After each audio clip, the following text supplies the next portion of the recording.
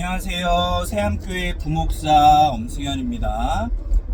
저는 이제 어제 주일 사역 마치고 어제 업로드 시켜드린 영상 찍느라고 집에 새벽 1시에 들어갔습니다. 그리고 오늘 이제 새벽 예배 준비를 하면서 또 이제 서울에 가야 될 일이 있어서, 어머니가 서울에 사시거든요, 혼자서. 그래서 이제 화요일 새벽 예배까지 준비하다가 밤을 새버렸어요. 꼴딱 잠을 한숨도 못 자고, 그리고 이제 새벽 예배 인도하고 이제 공황장애 약을 제가 한 달에 한 번씩 타러 갑니다. 그래서 이제 병원에 가서 약을 타고 이제 서울에 가고 있습니다. 제가 이제 가는 동안 운전을 하고 있는데 사실 뭐 책을 지금 볼 수 있는 상황도 안 되고 또 소리를 들을 수 있는 상황도 되지는 않습니다. 제가 갑자기 이렇게 영상을 찍게 된 이유는 이제 서울에 도착하는 동안 지금 시간이 10시 39분인데요 11시 17분에 서울에 도착합니다. 저는 개인적으로 이제 영화를 굉장히 좋아하는데 하이제킹이라는 영화를 이제 혼자 보러 갑니다. 그래서 그 보러 가는 동안 잠깐 성경의 역사에 대해서 한번 정리를 해보고 싶어서 영상을 이렇게 찍게 되었습니다. 혹여 제가 이제 말하는데 틀리거나 또 실수할 수도 있는데 너그럽게 용서해 줬으면 좋겠고요. 제가 지금 이제 말하는 것은 이제 신학대학원 3년 동안 배웠던 내용, 또 이제 강도사고시를 5일 동안 공부했다고 했었죠. 그때 이제 공부했었던 것들, 그리고 제가 목사 안수 받은 지가 지금 4년째입니다. 4년 동안 이제 설교를 하면서 저는 유초등부 3년, 청소년부 3년 이렇게 있었고요. 또 여러 가지 사역들을 감당하는데 이제 설교나 또 말씀을 매일 저는 묵상을 합니다. 그래서 그걸 토대로 말씀드리는 것이니까 그렇게 참고해 주셨으면 좋겠습니다. 요즘 유튜브 보면 이제 조혜련 씨나 목사님들이 30분 만에 정리하는 그 성경, 구약, 신약 이렇게 뜨더라고요. 근데 저는 사실 기계치입니다. 컴맹이어서 자막을 넣거나 이렇게 하지는 잘 못해요. 그래서 말로 하도록 하겠습니다. 대신에 이제 발음을 좀 천천히 정확하게 하도록 하겠습니다. 제가 비염이 있어서 되지 않는 발음들이 있어요. 그래서 그거를 극복하기 위해서 연습을 진짜 부단히 노력을 많이 했고, 하나님의 은혜로 그런 발음들이 많이 극복이 됐어요. 그래서 여러분이 그냥 잘 집중해서 들으시면, 오히려 여러분이 제가 말하는 걸 노트에 적으시면서 들으시는 게 더 좋을 수도 있을 것 같습니다. 저는 이제 그 성경을 언약이라고 봅니다. 구약 39권과 신약 27권은 언약의 책이죠. 영어로 하면 구약은 올드 테스트먼트, 신약은 뉴 테스트먼트라고 합니다. 그리고 이제 구약은 이제 언약이라고 했는데, 언약은 히브리어로 베리트죠. 저희 새암교회에서는 베리트 묵상을 합니다. 매일 성경을 4장씩 읽고요.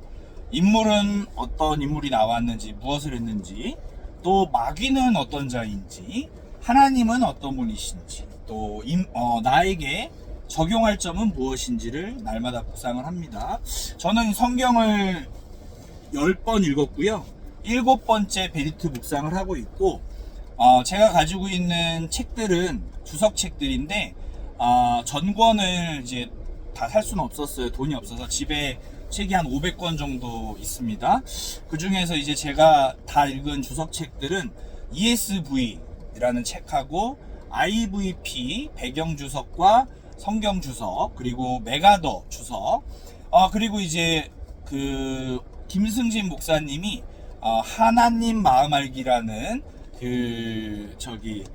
주석은 아니고요, 그런 프로그램을 소개시켜 주셔서 구약과 신약을 전부 다 읽었습니다. 그 페이지로는 제가 뽑아보니까 600페이지 정도 됐었고요. 그 하나님 마음 알기 하마를 가지고 저는 청소년 10명을 데리고 여름 수련회를 했습니다. 2박 3일 동안 그렇게 해서 이제 나온 내용들입니다. 참고로 저는 대한예수교 장로회 합동교단 소속 목사고요. 일단 성경을 아까 말씀드렸는데 구약은 39권, 신약은 27권이라고 그랬어요. 그래서 39, 27 이렇게 외우면 쉽겠죠.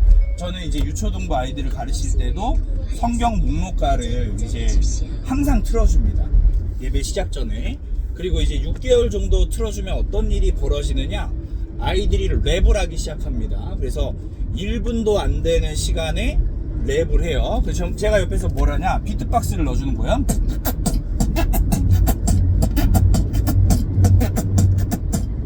이러면서 이제 아이들이 창세기부터 요한계시록까지 쭉 성경 목록을 이제 외우죠. 그래서 이제 제 기억에는 정확한지 제가 오랜만에 이제 거의 강도사고시 온 지가 4년이 넘었기 때문에 그때는 정말 이제 다 완전히 마음에 박고 기억을 했는데 틀릴 수도 있어요. 실수할 수도 있으니까 여러분 이해해 주시길 바라고 제가 그냥 기억나는 대로 말씀드려 볼게요. 이 구약 39권은 AD 90년 얌리아 회의를 통해서 정경 캐논으로 채택이 됐습니다. 그리고 신약 27권은 AD 397년 카르타고 회의를 통해서 정경 캐논으로 채택이 되었습니다. 이 성경의 정경 66권을 우리는 이제 완전 축자 영감설이라고 해서 말씀 그대로를 믿고 1.1획도 오류가 없는 성경 무호서를 우리 교단이나 제가 배운 신학 대학원에서 그렇게 가르치고 있습니다. 저도 그렇게 믿고요.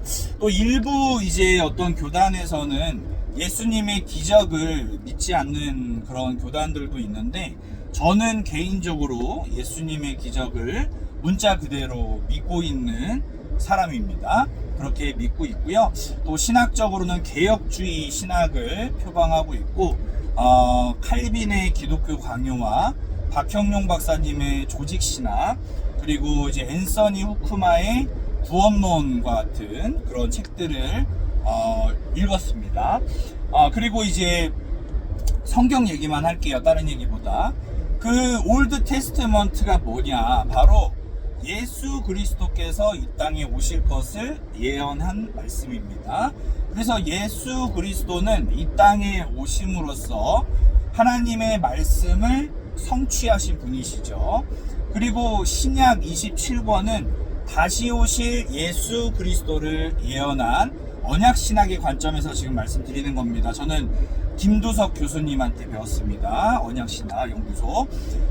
신약 27권은 그러니까 그 뉴 테스트먼트는 다시 오시는 예수 그리스도께서 재림하실 때는 완성하시는 것이죠. 성경의 언약을 모두 완성하시는 것입니다. 이사야 선지자는 두 가지 성경관에 대해서, 하나님의 말씀에 대해서 이야기를 했어요.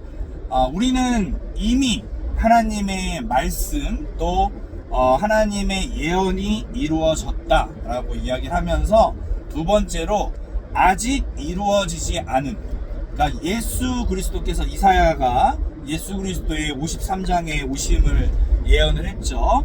그리고 재림까지도 이사야 선지자가 예언을 했습니다. 어쨌든 이제 그 구약 시대를 보면은 39권이 있는데 모세오경으로부터 시작을 하죠. 창세기, 출애굽기, 레위기, 민수기, 신명기, 모세오경. 근데 저는 개인적으로 모세오경을 모세일경이라고 부르고 싶습니다. 그리고 원래 성경은 장절이 없었죠. 파피루스란 양피지에 기록이 되어져 있었고, 그리고 이제 나중에 사람들의 그 편의를 위해서 장절이 생기게 되었습니다. 그리고 이제 그 성경을 보면 사본들이 발견이 되어졌는데, 제가 이제 이스라엘 성지순례를 가서 이사야 사본이라든지 여러 이제 쿰란도 가서 사본들을 보기도 했었고 그랬습니다. 어쨌든 이 성경은 하나님의 말씀이죠. 그래서 디모데후서 3장 16절에 뭐라고 기록이 되어져 있냐면, 하나님의 말씀은 이제 감동으로, 교훈으로 된 것으로, 하나님이 감동으로 된 것으로 교훈과 책망과 바르게 함과 의로 교육하기에 유익하다라는 하나님의 말씀입니다. 그러니까 성경을 쓴 저자들은 하나님의 감동, 성령의 감동으로 썼다라고 말할 수 있겠죠. 이 모세오경을 이제 이스라엘 유대인들은 토라라고 합니다. 그리고 테필린이라고 해서 미간에 붙이고 또 손목의 기호로 삼아서 외웁니다. 거의 토라 말씀을 이제 외우다시피 하죠. 그렇게 해서 이제 유대인들이 전 세계에 나가서도 노벨상을 타고 또 전 세계에 여러 이제 높은 위치에 올라가는 그런 일들을 하게 되죠. 그런데 이제 유대교와 기독교의 차이는 무엇이냐? 유대교는 구약 성경만 믿죠. 그러니까 하나님만 믿습니다. 그런데 제대로 된 하나님을 믿는다고 말할 수 없겠죠. 왜냐하면 예수 그리스도는 참 하나님이시고 완전하신 하나님이시며 참 인간이시고 무죄하신 분이신데, 그 참 하나님이신 예수 그리스도를 믿지 않기 때문에 유대인들은 예수님 하나님을 제대로 믿는다고 볼 수가 없겠죠. 그런데 우리에게는 신약의 말씀 27권이 주어졌고 그 말씀을 우리는 믿습니다. 그리고 삼위일체의 개념에 대해서 또 설명을 조직신학적으로 드려야 되는데, 성부, 성자, 성령은 한 분이시되 그 사역이 구별되어지죠. 성부 하나님은 천지를 창조하시고 작정하시며 계획하시는 분이시죠. 성자 예수 그리스도는 성부 하나님으로부터 나신 분이시고 하나님이시죠. 하나님이시면서 또 인간의 몸, 성육신, 인카네이션, 이 땅에 오셔서 우리의 죄를 대신에 십자가를 지시고 3일 만에 부활하셨으며 40일을 이 땅에 계시다가 승천하시고 다시 오실 예수 그리스도, 재림 예수 그리스도를 우리는 기다리고 있습니다. 그런데 그 때와 시는 알 수가 없어요. 심지어는 성자이신 예수님도 모르신다고 말씀을 하고 계시죠. 그렇다면 주님이 오시는 그날을 누구만 아시냐? 성부 하나님만 알고 계신다. 성자 예수 그리스도께서 그렇게 말씀을 하고 계시죠. 만약 성부와 성자와 성령을 한 분이라고 하면 일신론이 돼버리고요, 성부와 성자와 성령을 세 분이라고 하면 삼신론이 돼버리죠. 그래서 요한복음 10장 30절 말씀을 보면 예수님이 직접 이렇게 말씀을 하셨어요. 그러니까 나 예수 그리스도를 말씀하시는 거죠. 나와 아버지 하나님 성부 아버지는 하나다. 동일 본질을 이야기하는 겁니다. 헬라어로는 호모 우시우스라고 하죠. 당시에 이단이 있었어요. 호모 이우시우스라는 유사 본질이 있었어요. 그게 뭐냐면 하나님과 예수님은 동일한 본질을 가지신 분인데 유사하다. 그러니까 예수님이 하나님과 비슷하다라고 주장하는 이단들도 있었습니다. 그러나 분명 예수님은 동일 본질에 대해서 이야기하셨어요. 나와 아버지는 하나다. 자, 그런데 빌립보서 2장 6절에서 7절, 지금 저 아무것도 안 보고 그냥 이야기하는 겁니다. 빌립보서 2장 6절에서 7절에 보면 그는 예수 그리스도는 근본 하나님의 본체죠. 동일 본질이지만 그와 그러니까 성부 하나님과 동등됨을 취할 것으로 여기지 아니하시고 자기를 이제 낮추셨다고 하죠. 신학적으로 비하입니다. 비하를 하셔서. 그렇다고 예수님이 하나님보다 못하신 분이냐? 또 그렇다고 설명할 수 없어요. 동일한 분이시고요. 또 이제 그 예수 그리스도께서 자기를 낮추사 종의 형체를 가지셨으니 자기를 죽기까지 복종하셨는데 십자가에 죽기까지 자기를 복종하셨죠. 그리고 예수 그리스도는 승귀하셨습니다. 승귀. 하나님 보좌 우편에 앉으셨죠. 승천하셔서. 그리고 이제 성령은 예수 그리스도께서 승천하시면서 성부와 성자로부터 보내심을 받은 영이죠. 성령은 파라클레토스. 파라는 이제 헬라어인데 곁에란 뜻이고, 클레토스는 우리를 보호해주고 위로해주고 또 치유해주시는 분이라고 우리가 그렇게 알 수 있겠죠. 성령은 눈에 보이지 않는 영이십니다. 그런데 성령은 인격적인 영이세요. 그래서 우리의 지정의, 지식과 감정과 의지를 우리의 모든 인격적으로 우리를 만나주시고, 지정의를 통해서 우리를 그렇게 인격적으로 만나주시는 분이십니다.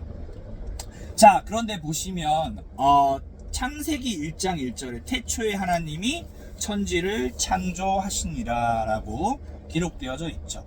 우리 그리스도인들은 창세기 1장 1절 말씀을 믿음으로 시작이 됩니다. 이 말씀을 믿지 않는다면 그리스도인이라고 할 수 없겠죠. 그리스도인은 기름 부음을 받은 자인데, 우리는 세상 이분법적으로 말씀드린 건 아니고요. 이제 세상 속에 속해 살고 있지만 사실 구별된 카도시의 삶을 살고 있습니다. 카도시는 거룩이라는 말인데, 거룩이라는 말은 구별되다라는 뜻이죠. 구별되다라는 말. 자, 제가 신학대학원에 다녔을 때 교수님께서, 구약개론 교수님께서 질문을 하셨어요. 거룩의 반대말이 뭐냐? 그랬더니 어떤 학생이 자신있게 손을 들면서 이야기하는 겁니다. 거룩의 반대말은 안 거룩입니다. 그러더니 이제 신학대학원생들이 박수를 다 쳐줬어요. 교수님도 고개를 끄덕끄덕 하셨어요. 그러시면서 한 말씀을 더 붙이셨습니다. 저는 거룩의 반대말을 평범함이라고 생각합니다.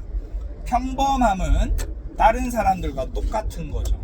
그러니까 세상 사람들과 똑같이 사는 거죠. 그것은 그리스도인의 삶이 아니라는 겁니다. 그렇다면 그리스도인의 삶은 무엇이냐? 카도시, 구별된 삶, 비범하다는 것이죠. 제가 예전에 노가다 막노동 했다는 이야기를 간증 때 했는데요. 그때 점심이 되면 막걸리를 이제 2대박씩 가지고 옵니다. 저는 이제 신학생이었으니까 안 마셨죠. 근데 거기 이제 어떤 여의도의 세계에서 제일 큰 교회를 다니시는 어떤 집사님, 남자 집사님이 계셨는데, 막걸리를 마시면서 그 얘기를 하시는 거예요. 내가 전도를 하고 싶은데 술을 마셔서 전도를 못하겠다라고 얘기를 합니다. 저는 지금 이제 술을 마시지 말아라, 담배를 피지 말아라, 이 얘기를 하고 싶은 게 아니고요. 그 집사님이 그렇게 말씀하신 이유는 바로 세상과 자기가 구별되지 못하게 사는 것 같다 라는 것을 이야기하는 것이겠죠.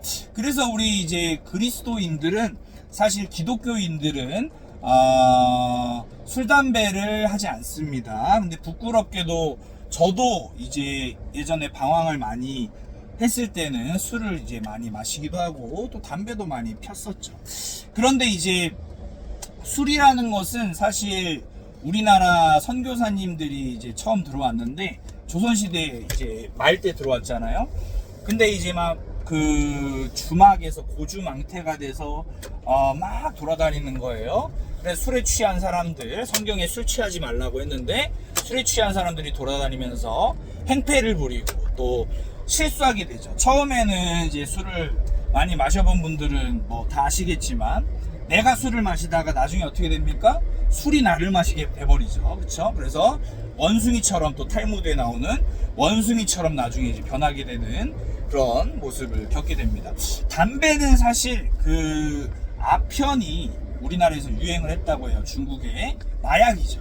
그 아편을 피는 모습을 보고 곰방대에다가 아편을 피는 모습을 보고 선교사님들이 이제 금연령을, 또 금주령을 내렸습니다. 그렇게 이제 시작됐고요. 나중에 또 기회가 되면 자세히 설명하고 싶습니다. 그렇다고 뭐 술, 담배를 한다고 해서 내가 천국에 못 가냐? 뭐 그렇지는 않습니다. 하지만 우리가 이제 우리 몸이 거룩한 성전이고 구별된 삶을 산다면, 특별히 이제 목회자, 목사들은 좀 더욱더 구별된 삶을 살아야겠죠. 그런 점에서 저는 참 부끄럽습니다. 솔직히 저는 욕을 아직 못 끊었습니다. 남고 3년 다녔고 산업체 3년, 핑계지만 욕을 못 끊었어요. 이제 제 여동생이 있는데, 저는 여자이니까 욕을 해도 여동생한테 이놈아 저놈아 이렇게 욕을 합니다. 근데 오히려 여동생이 저한테 욕을 하면서 이년아 저년아 이렇게 얘기를 합니다. 그리고 한 살 어린데 오빠라는 말을 한 번도 들어본 적이 없었어요. 한 번도. 딱 한 번 들었네요. 자기 결혼할 때 저한테 오빠 이렇게 부르더라고요. 그래서 저를 부른지 몰랐죠. 시댁 식구들이 있으니까 오빠라고 부르더라고요. 그래서 이제 저는 이제 당연히 오빠라는 소리를 들어본 적이 없기 때문에, 아내한테도 오빠라는 소리를 들어본 적이 없기 때문에 한 번도 오빠라는 소리를 이제 교회 그 자매들한테만 들었었죠. 그리고 회사 동생들한테만 들었었죠. 그러다가 이제 여동생이 제가 이제 눈치를 못 채니까 조용히 제 옆에 와서 얘기를 하는 거예요. 야, 이 새끼야 빨리 와! 이러면서 저한테 귓속말로 이야기를 하는 겁니다. 어쨌든 이제 저는 욕을 못 끊었어요, 아직까지. 그리고 이제 솔직히 말씀드릴게요. 그냥 야동도 아직 못 끊었습니다. 야동도 이제 중고등학교 때 많이 봤죠, 솔직히. 저는 이제 돌려서 말을 못해요. 목사지만 그냥 직설적으로 이야기하겠습니다. 돌려서 얘기하지 않고. 그래서 이제 네이버 시리즈 온이라고 제가 영화를 좋아하는데, 저는 그런 게 또 있어요. 뭐가 있냐면, 불법 사이트는 이용하지 않습니다. 그래서 정액제로 끊었죠. 네이버 시리즈 온에서. 정액제로 끊어서 저는 정당하게 아내 허락을 받고 야동을 봅니다. 물론 매일 보는 건 아니죠. 가끔씩이지. 근데 야동의 그 기준도 사실은 좀 다른 게, 야한 영화가 있잖아요. 우리가 이제 19세 이상 영화를 보다 보면 야한 장면이 나올 때도 있습니다. 그것을 이제 야동의 기준으로 넣어야 되냐, 아니면 그냥 정말 포르노와 같은 영화를 야동의 기준에 넣어야 되냐 모르겠지만, 어쨌든 저는 이제 포르노 뭐 그 정도는 아니고 그냥 19세 이상 좀 야하거나 폭력적이거나 좀 선정적인 영화들이 있죠. 그런 영화들을 이제 보다 보니까, 물론 이제 영적으로 좋지 않은 부분들도 있는데, 또 이제 현대를 살아가는 21세를 살아가는 시점에서 이 사람들이 생각하는 것이 무엇인가, 좀 저는 철학을 또 전공했기 때문에 철학적인 영화들을 좀 좋아합니다. 이야기가 좀 빠졌는데 어쨌든 영화 얘기는 나중에 하기로 하고요. 그렇게 해서 이제 세상과 구별되는 삶을 사는 거죠, 그리스도인들은. 그래서 예수님이 명령어로 헬라어로 얘기하셨죠. 너희는 세상의 빛이다, 소금이다. 빛이 되어라, 소금이 되어라가 아니에요. 빛과 소금이라, 명령어입니다. 빛은 어두운 곳에서 빛을 발하고, 소금은 무미건조한 세상을 짠맛을 내게 해주죠. 제 이름은 엄승현입니다. 이길승 발글현. 제 이름의 뜻은 빛이 어둠을 이긴다는 뜻입니다. 진리는 반드시 비진리를 이기고, 진실은 거짓을 이기고, 또한 이제 진솔된 마음, 진실된 마음은 가식적인 마음을 이긴다라는 생각을 가지고 있습니다. 그래서 저는 너무 솔직하고 직설적이고 돌려서 말을 잘 못한다고 해서 이제 오히려 욕을 좀 많이 먹기도 하는데, 저는 이렇게 거짓말을 잘 못합니다. 거의 못한다고 봐야죠. 그래서 이제 그런 것들 때문에 좀 오해를 많이 받기도 하는데, 그렇습니다. 제 성격은 어쨌든. 자, 그런데 창세기 1장 1절 얘기하다가 여기까지 빠졌는데, 우리는 하나님께서 창조하신 세상을 그렇게 믿고 있습니다. 그래서 창조론을 믿고 있죠. 저희 교회에서 7월 7일과 7월 14일 창조과학회 김명희 교수님 오셔가지고 창조과학회 특강을 하시는데, 성경은 과학적이고 합리적이고 이성적이죠. 그런데 윤리적 도덕적인 책으로 보면 안 된다고 생각을 합니다. 그리고 이제 언약의 관점에서 저는 봐야 된다고 생각하고요. 그렇다고 성경이 윤리적이지 않거나 도덕적이지 않다라고 말할 수는 없고요. 또 과학적이지 않다라거나 합리적이지 않다라거나 이성적이지 않다라고 말할 수는 없겠죠. 다만 우리가 주의해야 될 것은, 성경을 과학주의나 이성주의, 합리주의로 빠뜨려서는 안 된다는 것이죠. 철학을 저는 전공했는데, 인문학의 최고봉이 인문학의 가장 어렵고 또 난해하고 어떻게 보면 가장 이제 수준이 높은 학문이 철학이라고 볼 수가 있겠죠. 철학은 필로소피, 지혜를 사랑하는 마음인데, 그런 말이 있습니다. 철학은 인문학의 최고봉이고 철학은 신학의 신여다 라는 말이 있죠. 신학은 신을, 하나님을 우리가 연구하는 학문이라고 볼 수 있습니다. 신학은 신앙을 변증해주는 학문이죠. 그러니까 우리가 신학을 공부하는 목회자들이 신학을 공부하는 이유는 단순히 이론에서만 끝나는 것이 아니라 저는 실천 신학을 굉장히 중요하게 생각하는 사람입니다. 실생활에서 우리의 신앙 생활을 변호해주는 학문이 되어야 된다는 생각이 들고요. 그리고 이제 개인적으로 한 가지 제안하고 싶다면 신학대학원에서 의사들처럼 실습 위주의, 실천 위주의 과목들이 있었으면 좋겠어요. 예를 들면 현수막 다는 방법, 사다리 올라가는 방법, 또 장례식장에서 예배를 인도하는 방법, 장례식장에서 기도하는 방법, 또 대표 기도하는 방법, 찬양 인도하는 방법, 뭐 이런 것들을 실제적으로 좀 알려줬으면 좋겠어요. 그런 거를 알려주지 않으니까 실수를 많이 하는 것 같아요. 이론도 중요한데 진짜 실제적인 거, 정말 필요한 거, 뭐 교인들과 싸우지 않는 방법, 싸운 교인과 화해하는 방법, 제가 너무 직설적으로 얘기했나요? 담임 목사님과 잘 지내는 방법, 부목사와 잘 지내는 방법, 이런 것들. 저는 담임 목사님과 14년째 지금 영적 아버지이자 영적 스승으로 지내고 있습니다. 또 이제 부목사님 한 분이 계신데, 우리 부목사님은 저보다 이제 나이가 좀 있으시고, 또 이제 순복음, 오순절 쪽에서 공부를 하신 분이세요. 그래서 잘 지내고 있습니다. 그리고 성도들과도 전 나름대로 잘 지내고 있다고 생각하는데, 제가 성격이 워낙 업무 중심적이다 보니까 관계나 이런 게 좀 어렵습니다, 저는. 그래서 오해도 많이 받기도 하고, 업무 스타일이 굉장히 군대 스타일이다, 또 고압적이고 강압적이고 너무 급하다, 성격이 굉장히 급합니다. 제가 말도 빠르잖아요. 성격이 굉장히 급합니다. 그래서 그런 이야기들을 좀 듣기도 합니다. 저의 단점이기도 하죠. 근데 저의 이제 강점, 뭐 장점이라고 한다면 열정이 있는 것 같아요. 그리고 그 열정은 성령께서 주시는 마음이겠죠. 성령 충만한 사람은 말씀을 안 볼 수 없고요. 성령 충만한 사람은 전도하지 않을 수 없고요. 성령 충만한 사람은 기도하지 않을 수 없어요. 성령 충만한데 말씀 안 보고 전도 안 하고 기도 안 하는 게 더 이상한 거예요. 성령이 충만하면 육체의 소욕을 거스리는 것이고, 육체의 소욕이 충만하면 성령을 거스리게 되죠. 지금 창세기 1장 1절 얘기하면서 무려 30분을 가까이 이야기를 했는데요. 우리는 이제 그 말씀을 가지고 시작을 하는 것이죠. 그래서 창세기 1장부터 11장까지는 신학적으로 원역사라고 합니다. 11장에 바벨 사건이 있었어요. 그리고 이제 아시는 것처럼 하나님께서 아담을, 인류 최초의 인간 아담을 지었죠. 신천지에서는 아담이 이제 첫 인간이 아니라고 이야기하지만 우리는 아담을 첫 인간, 인류의 조상이라고 믿습니다. 왜냐하면 성경적인 근거를 들어보겠습니다. 다른 이야기 하지 않을게요. 성경만 이야기 한번 해보겠습니다. 지금부터는. 자, 분명히 로마서 말씀에 보면 한 사람의 죄로 말미암아 뭐가 찾아왔습니까? 우리에게 죽음이 찾아왔죠. 사망. 아담이 지은 죄 뭡니까? 선악을 알게 하는 나무의 열매를, 자유의지를 활용을 해야 되는데, 이제 아우구스티누스, 성 어거스틴, 또 철학 얘기를 하게 되네요. 어쩔 수 없이.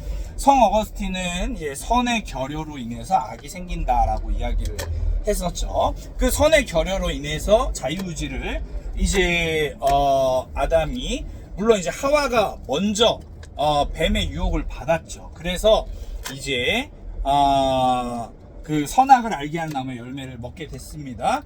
그러면서 아담은 원래 어떤 사람입니까? 흙이잖아요. 흙.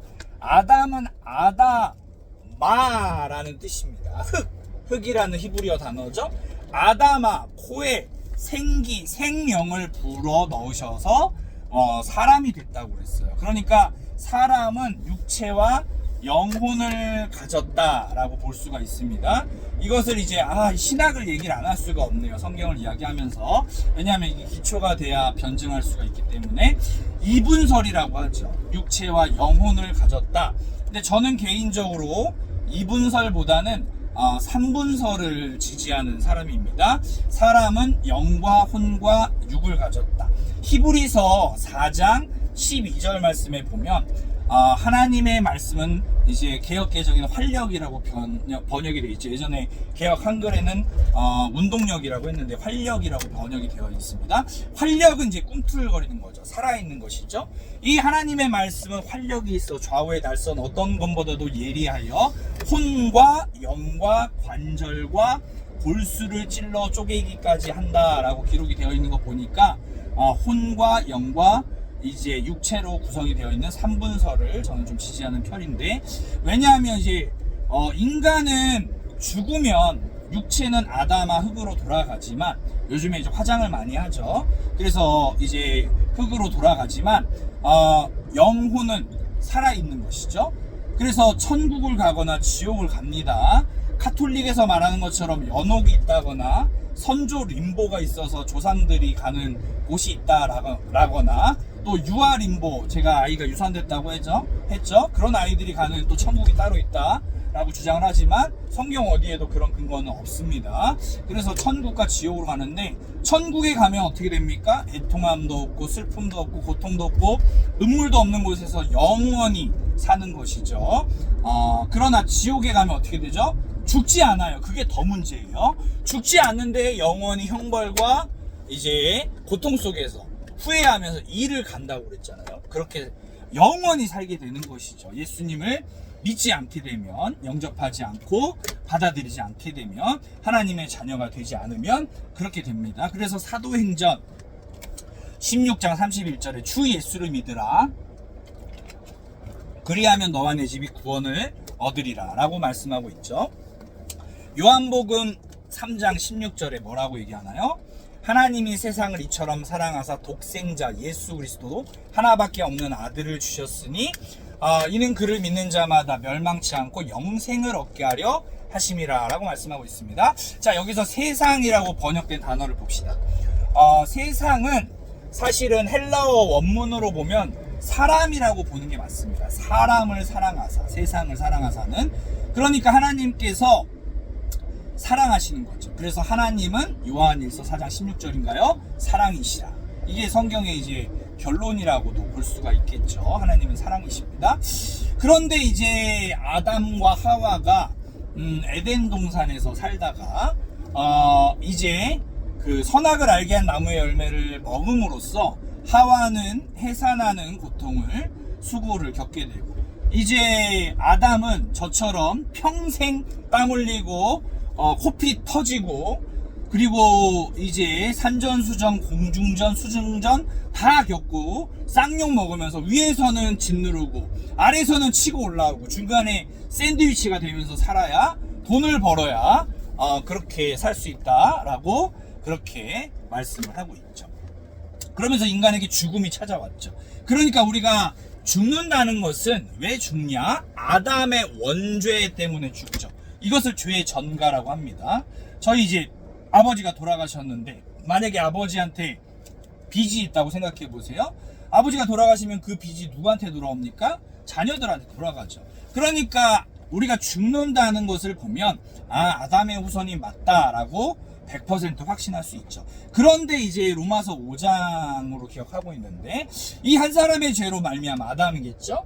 이제 아담의 죄로 말미암아 우리가 사망에 이르렀으나 한 사람의 순종함, 아까 말씀드린 순종함은 빌립보서 2장 6절에서 7절, 십자가에 복종하신 그 순종으로 우리는 구원을 받은 거죠. 영생을 얻은 거죠. 그래서 구약 39권의 결론은 이겁니다. 인간은 전적으로 타락하고 부패했다. 인간의 힘과 노력으로는 구원에 이를 수 없다라는 것이 이제 결론입니다. 그래서 정답은 신약을 봐야 됩니다. 구약 시대가 지나고 400년이 흘렀어요. 그리고 이제 예수 그리스도께서 이 땅에 오셨는데, 그 예수 그리스도만이 완전한 인간이시고 완전한 하나님이시며 완전하신 분이라는 것이죠. 또 예수 그리스도의 삼중직, 예수 그리스도는 완전한 왕이시자, 완전한 선지자이자 완전한 제사장, 3대 사역, 가르치고 치유하고 전파하시는 영원권의 사역을 감당하셨죠. 예수님이 하신 일이 무엇입니까? 30년을 이 땅에 계셨다가, 몫으로 사셨다가 이제 3년 6개월 동안 공생애라고 하죠. 공생애 생활을 하시는데, 예수님이 하신 일은 여러 가지 일들을 하셨지만 결론적으로 제자 세운 겁니다. 제자 12제자 3년 6개월을 따라다녔던 제자. 근데 그 중에서 가룟 유다와 같은 배반자가 나오게 되죠. 그리고 이제 나중에 마띠아라는 제자가 들어오게 됩니다. 자, 근데 바울은 사도인가요, 아닌가요? 사도는 예수님의 제자를 사도라고 하는데 사실 바울은 사도가 아니라고 볼 수 있죠. 근데 어떻게 사도가 됐냐? 이제 다메섹 도상에서 사도행전 9장으로 기억하고 있는데요. 다메섹은 시리아의 다마스쿠스 지역이죠. 거기에서 이제 예수님을 만납니다. 원래 사울이었죠. 사울이었는데 스데반 집사가 돌에 맞아 죽는 것을 목격을 했어요. 그래서 어떤 유명한 주석가는 사울의 바울되는 회심 사건은 스데반의 죽음으로 인해서 일어난 사건이다라고 그렇게 말을 하는 신학자들도 있습니다. 저도 그렇게 동의하고요. 사울은 그때 이제 직접 돌로 스데반을 쳐 죽이진 않았지만 옷을 이제 청년이었을 때 스데반을 돌로 치는 사람들의 옷을 보관하고 있었죠. 그러니까 목격을 했다는 것이죠. 근데 스데반이 죽으면서 예수님과 같은 얼굴로 죽었단 말이에요. 그래서 잠들었다고 표현하고 있죠. 자, 생각해 보십시오. 스데반이 직분이 뭐였습니까? 집사였죠. 집사. 사도행전 7장에 나오는 집사. 자, 이 집사라는 단어 어디에서 나온 단어냐면 봉사에서 나온 단어입니다. 봉사는 디아코니아죠. 근데 봉사라는 단어는 우리가 알고 있는 화장실 청소 또 주차 봉사 물론 중요합니다. 당연히 필요합니다. 그런데 그 봉사라는 단어에는 사역자, 미니스트리라는 단어가 있어요. 말씀을 전했겠죠. 자, 한번 보세요. 이제 유대인들 12제자들이 있는데 히브리어 말을 쓴단 말이에요. 근데 이제 헬라, 그리스 말을 쓰는 사람들 중에서 7명을 뽑습니다. 그 중에서 또 니골라라는 사람이 또 이제 나중에 요한계시록에는 단을 짓게 된다고 또 나오는데 꼭 한 명씩 그런 인간들이 있어요. 어딜 가나 회사나 교회도 마찬가지입니다. 꼭 한두 명씩 그런 인간들이 있어요. 그죠? 어쨌든 이제 그 봉사라는 단어에서 나온 단어가 디아코니아인데 기본형이고요. 디아코노스가 집사입니다. 집사. 생각해보세요. 스데반이 돌에 맞아 죽었는데 봉사하다가 죽었겠어요? 봉사만 하다가? 말씀을 전하다 죽은 거 아니에요. 예수 그리스도를 전하다가. 그러니까 우리 한국 교회에서 가장 큰 오해는 바로 그거예요. 집사들이 평신도란 말도 별로 좋은 말은 아닌데 성도들이 이제 왜냐하면 평신도 말은 이제 카톨릭 사제를 기준으로 나온 말이기 때문에 계급을 구분하는 말이기 때문에 저는 별로 좋아하는 말은 아닌데 어쨌든 성도들이 집사의 역할을 감당해야 되는 거죠. 저도 서리 집사를 지냈습니다. 집사는 말씀을 전하는 게 주된 사역입니다. 영혼을 구원하고 말씀을 전하고 전도하는 것, 그게 바로 집사의 역할이라는 것이죠. 자, 그래서 이제 선악을 알게 한 나무 열매를 먹었어요. 근데 이제 누가 질문을 하는 거예요. 목사님, 분명히 우리는 하나님의 형상으로 지었다고 성경에 나와 있는데 왜 인간은 그렇게 더럽고 잔인하고 추악합니까? 왜 인간은 살인을 저지르고 미워하고 시기하고 질투하고 원망하고 불평하고 난리 부르스를 칩니까? 하나님의 형상으로 지었다고 말하면서 라고 이야기하죠. 저도 궁금했어요. 그래서 찾아봤는데 놀라운 사실을 알게 됐습니다. 자, 처음에는 하나님의 형상으로 지어진 것이 맞죠? 그쵸? 그런데 자세히 성경을 읽어보시면 이제 아담이 죄를 짓고 나서 하와가 아이를 낳는데 자기의 형상으로 지었다라는 말이 나와요. 그게 무슨 말입니까? 인간의 형상으로 지었다는 것이죠. 인간의 형상. 그 인간의 형상으로 지었다는 것은 원죄를 가지고 태어날 수밖에 없는 인간으로 지었다는 것이죠. 자, 그럼 또 질문이 들어와요. 예수님도 인간이시죠? 그쵸? 참 인간. 근데 왜 예수님은 죄가 없나요? 원죄로부터 어떻게 자유로울 수 있나요? 라고 물어보는 사람이 있을 겁니다. 자, 예수님은 어떻게 태어나셨나요? 마태복음 1장에 보시면 성령으로 잉태하신 분이시죠. 그래서 무죄하신 분이라는 거예요. 당시 마리아와, 우리는 기독교는 마리아를 숭배하지 않습니다. 카톨릭은 마리아를 숭배하지만, 자, 근데 이 마리아가, 물론 이제 마리아라는 사람에 대해서 부정하지는 않죠, 기독교에서. 이 마리아라는 사람은 요셉과 약혼을 했죠. 약혼 당시에 이스라엘 문화에서 약혼을 하게 되면 1년 동안 따로 떨어져 있습니다. 순결함을 지키기 위해서. 그리고 1년 뒤에 이제 부부가 된 다음에 그 다음에 이제 잠자리를 가질 수가 있었어요. 그러니까 지금 처녀죠, 마리아는. 근데 처녀에게 천사가 나타나서 뭐라고 합니까? 너에게 이제 예수라는 이름의 아이가 태어날 것인데, 그는 이름이 두 개의 의미가 있죠. 구원자. 또 하나는 이제 임마누엘은 하나님이 우리와 함께 하신다라는 것이죠. 지금 제가 구약과 신약을 왔다 갔다 하면서 이야기하고 있습니다. 좀 두서없이 말하는데 이해해 주시고요. 자, 그래서 인간의 형상으로 태어났지만 예수 그리스도는 예외죠. 그래서 이제 그 역사를, 이스라엘 역사를 이제 알아야 성경을 조금 더 이해할 수가 있을 텐데, 성경의 역사에 대해서 지금 말하고 있으니까요. 자, 이제 그렇게 했는데 너무 죄가 심해진 것이죠. 그래서 노아를 통해서 홍수를 일으킵니다. 노아는 이제 아라랏산에서 120년 동안 방주를 지었죠. 그리고 이제 그 방주는 나중에 이제 반드시 구약은 신약으로 해석이 되어져야 됩니다. 구약만 해석하고 설교하면 유대교적인 설교가 돼버리죠. 유대인이 돼버릴 수가 있어요. 바리새인 서기관들, 사두개인들이 될 수가 있어요. 그래서 신약으로 해석을 해야 되는데, 방주를 예표하는 것이 무엇이냐, 구속사적인 관점에서 예수 그리스도라고 볼 수가 있겠죠. 우리는 방주 안에 들어가는 것입니다. 그래서 예수 그리스도를 믿음으로 우리는 이제 구원을 받는 것이죠. 그런데 이제 다 죽었죠, 그때 죄로 인해서. 그리고 이제 노아의 그 세 아들 셈, 함, 야벳을 통해서 다시 이제 인류가 번성하기 시작합니다. 자, 그런데 여기서 논란이 되는 지점이 있어요. 이거는 저 개인적인 생각인데, 6장이죠. 창세기 6장에 보면 이제 하나님의 아들들과 사람의 딸들이 이제 혼인을 합니다. 결혼을 합니다. 그러면서 네피림이 태어났다. 자, 제가 왜 앞에서 성경 66권 정경 캐논을 이야기했냐면요, 외경이 있어요. 외경, 에녹서라든지 외경이 있는데, 그 에녹서를 보면 하나님의 아들들을 천사로 해석하는 그렇게 해석하는 경우가 있습니다. 물론 신학자들 중에서도 그렇게 여지를 남겨두기도 하고 그렇게 해석할 수도 있겠죠. 신학은 학문이니까. 그런데 저는 그렇게 해석하지 않습니다. 하나님의 아들들을 하나님의 민족이라고 봅니다. 그리고 사람의 딸들은 이방민족이라고 보는 것이죠.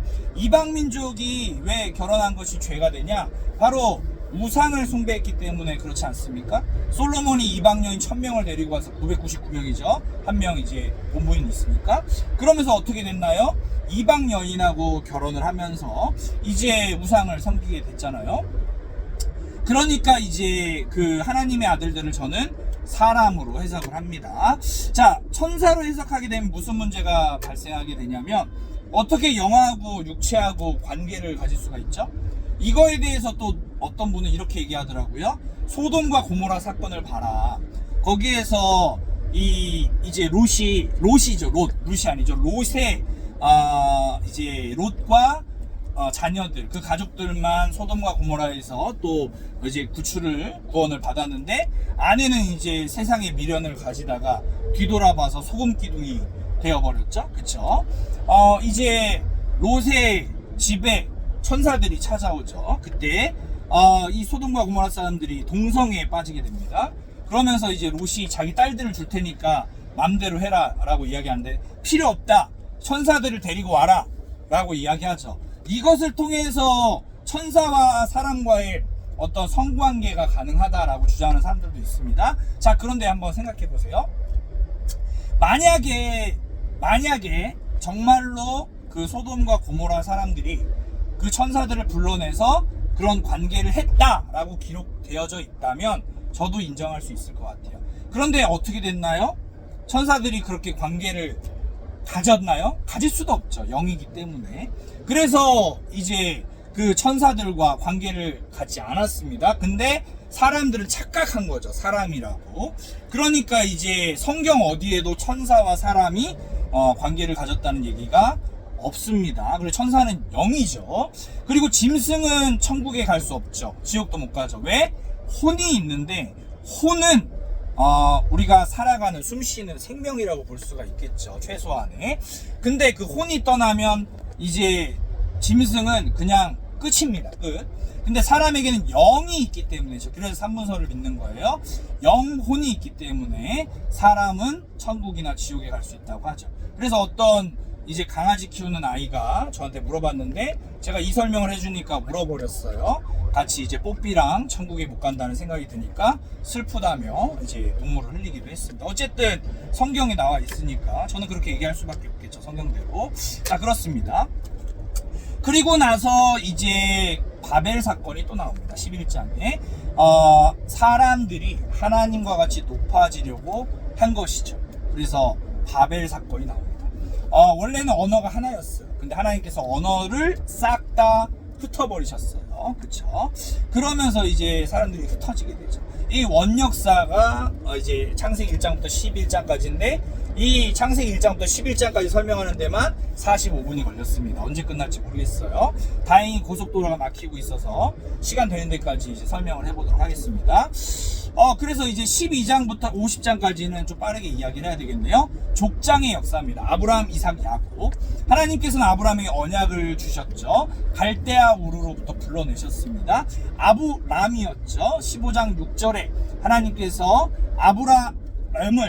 아브람을 의로 여겼다고 했어요. 의로. 이것은 이제 하쏴라는 히브리어 말인데 이 의로 여기다가 헬라어로는 로기 조마이로 번역이 되죠. 계산하다. 뭘 계산합니까? 빌레몬서에 보면 오네시모가 감옥에 갇혔는데 사도 바울이 이 오네시모의 빚이 있다면 계산하겠다라는 뜻이죠. 그러니까 우리는 법조문으로 쓴 죄가 지워진 거예요. 좀 어려운 말인데 예를 들어서 어떤 사람이 사형 선고를 받았다고 쳐봅시다. 우리로 치면 죄로 인해 죽을 수밖에 없게 된 것이죠. 우리는 하나님과 이제 멀어졌기 때문에. 그런데 예수 그리스도께서 중보자가 되신 거죠. 하나님과 우리의 관계를 이어주는 중보자.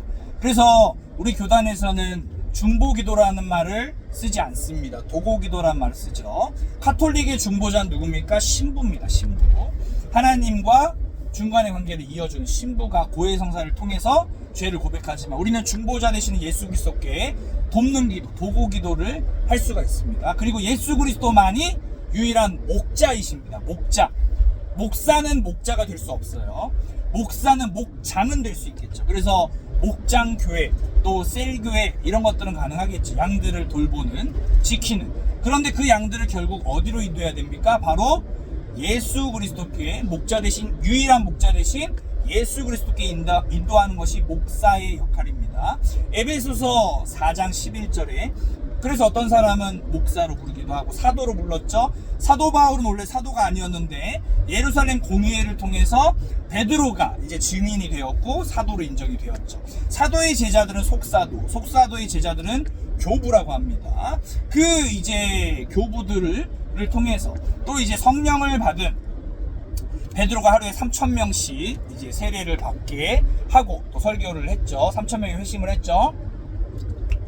12제자가 70문도가 이제 500여 제자들, 예수님의 부활을 목격한 500여 제자들 3,000명. 그리고 사도 바울의 선교 여행을 통해서 우리가 이제 우리나라에 130년 전에 복음이 전해지게 됐죠. 일단 큼지막하게 먼저 말씀을 드리는 게 낫겠네요. 나무를 보려면 숲을 먼저 봐야겠죠. 성경을 볼 때. 자, 창세기, 출애굽기, 레위기, 민수기, 신명기는 모세오경입니다. 여호수아서부터는 이스라엘의 역사를 기록한 역사서 12권이 있고요. 그 다음에 뭡니까? 역사서 다음에 이제 역사서 다음에 시가서가 있죠. 시가서 5편 시로 된 이제 말씀이라고 하죠. 요즘 우리는 시편 말씀 묵상하고 있습니다. 그리고 이제 대선지서 5권이 있고요. 소선지서 12권, 그래서 39권, 39권이 맞죠. 그렇게 되어 있고, 신약은 27권인데 사복음서가 있습니다. 사복음서 중에 마테마가 누가는 공관복음이라고 하고, 요한복음은 이제 공관복음은 아니죠. 하지만 사복음서에 들어갑니다. 별명도 있죠. 마태복음은 사자복음, 왕으로 오신 예수 그리스도를 나타내고 강조하고 있고요. 마가복음은 송아지 복음, 이제 겸손의 끝판왕. 마가복음 10장 45절 인자가 온 것은 섬김을 받으려 함이 아니라 도리어 섬기려 하고 자기 목숨을 많은 사람의 대속물로 주려 함이니라 라는 섬김의 끝판왕 예수 그리스도를 강조하고 있고요. 그 다음에 이제 누가복음은 인자복음, 사람복음이라고 하는데, 이제 누가복음 4장 8절에서 19절 보시면 주의 성령이 내게 임하셨으니, 지금 16절에 18절인지 18절에 19절인지 기억이 가물가물한데 아마 18절에 19절이 맞을 거예요. 주의 성령이 내게 임하셨으니 가난한 자에게 복음을 전하게 하시려고 나를 보내사 포로된 자에게 자유를, 눌린 자를 자유롭게 하고 눈먼 자를 자유롭게 하고 주의 이제 은혜를 전파하게 하려 하심이라 라고 말씀하시죠. 그 은혜가 뭡니까? 희년입니다. 희년은 이스라엘의 제도인데 50년마다 노예를 해방시켜주는 제도였습니다. 자, 그런데 이제 이스라엘 백성들이 어디로 붙잡혀갑니까? 애굽에 붙잡혀가게 되죠. 430년간 종으로 살게 됩니다. 붙잡혀간다기보다는 이제 요셉을 통해서, 요셉이 총리가 됐으니까 이제 요셉의 친척들 70명이 내려오는데, 출애굽기의 시작을 보시면 바로를 알지 못하는 왕이 나오죠. 바로는 이제 파라오죠. 이집트의 왕입니다. 이제 파라오가 이스라엘 백성들을 괴롭히죠. 430년간 종으로 살았어요. 그리고 모세를 통해서 구출해내시죠. 10가지 재앙을 통합니다. 그 10가지 재앙은 이집트인들이 섬겼던 우상들을 하나님께서 하나하나씩 깨트려 부숴버리시죠. 마지막 이제 장자의 재앙, 그 6월절 재앙이었죠. 문설주의 피를 왜 바릅니까? 양의 피를. 바로 예수 그리스도를 예표하는 것이죠. 구약 성경 어디를 찔러도 예수 그리스도의 피가 철철철 흘러 넘치는 것입니다. 그리고 나서 이제 광야를 40년 뺑뺑이를 돌죠. 원래는 40년 걸리는 길이 아니었는데 뺑뺑이를 돕니다. 이스라엘 백성들의 죄악으로 말미암아. 그리고 이제 모세는 결국 약속의 땅, 젖과 꿀이 흐르는 가나안 땅에 들어가지는 못했습니다. 느보산에서 죽었죠. 가나안 땅이 보이는. 그리고 아론도 못 들어갔죠. 미리암도 못 들어갔습니다. 미리암은 미리 알았을 것 같아요. 가나안 땅에 못 들어가는 것을. 그래서 미리암이겠죠. 십보라도 못 들어갔습니다. 누구만 들어갔을까요? 여호수아 갈렙만 들어갔습니다. 그리고 20세 이하의 이제 10대들, 우리나라 10대는 중2병에 걸린 10대들이 많이 있는데, 북한 김정은이 못 쳐들어온 이유가 중2 때문에 그렇다고 하죠. 이 유대인들은 13살, 14살이 만으로 되면 결혼을 시킵니다. 청년들이라고 볼 수가 있겠죠. 그들만 들어갑니다. 왜? 민수기 25장에 바알볼 사건이 있었잖아요. 이제 발람이, 제가 이게 헷갈렸어요. 발락은 왕이죠. 그래서 저는 왕발가락 이렇게 외웠는데, 왕발가락 왕이 이제 발람을, 모압이죠. 지금 암몬 모압은 요르단 지역인데, 그 요르단의 왕이 두려웠어요. 왜냐하면 이스라엘 백성들이 시온과 옥을 쳤다는 얘기를 들었거든요. 굉장히 강력한 나라를 쳤다는 얘기를 듣고 벌벌벌 떠는 거예요. 그래서 이제 벌벌벌 떠니까 파리들이 도망갔겠죠. 벌이 이제 벌벌벌, 죄송합니다. 어쨌든 그렇게 돼가지고 이제 그 발람 주술사를 꼬셔서 돈을 왕창 주면서 얘기를 하죠. 저주해달라. 그런데 3번이나 저주하려고 했는데 어떻게 됐죠? 축복해주게 됩니다. 그러니까 발람이 꾀를 냅니다. 어떻게 꾀를 내죠? 모압, 요르단 지역에 가봤는데 진짜 예쁘더라고요. 이스라엘 여인들도 진짜 예쁩니다. 물론 우리나라 대한민국 여성들도 예쁩니다. 자, 근데 북한 여성이 더 예쁘다는 얘기도 있는데 어쨌든 그렇습니다. 자, 그래서 이제 이 발람이 모압의 여인들을 싹 다 부릅니다. 그리고 이스라엘 백성들과 음행을 하죠. 집단 섹스를 했다는 거예요. 집단 성관계를. 어디서? 바알 제단 앞에서. 이스라엘에 가서 보면 바알 제단에 뭐가 있는 줄 아세요? 남성의 성기 딱 하나 동상 있어요. 그게 바알이에요. 그리고 짝이 있죠. 아세라. 그 아세라상, 풍요를 상징합니다. 이 몰렉이라는 신도 있었죠. 우상이죠, 우상. 그 몰렉한테는 어린 자녀를 바쳐버려요. 불에 태워서. 그런 게 우상이라는 거예요. 하나님 보시기에 얼마나 죄악스럽습니까? 옛날에 남한산성을 지을 때 산채로 애기를 막 안매장시켰다는 얘기들도 있었고, 중국에도 막 그런 얘기가 있었잖아요.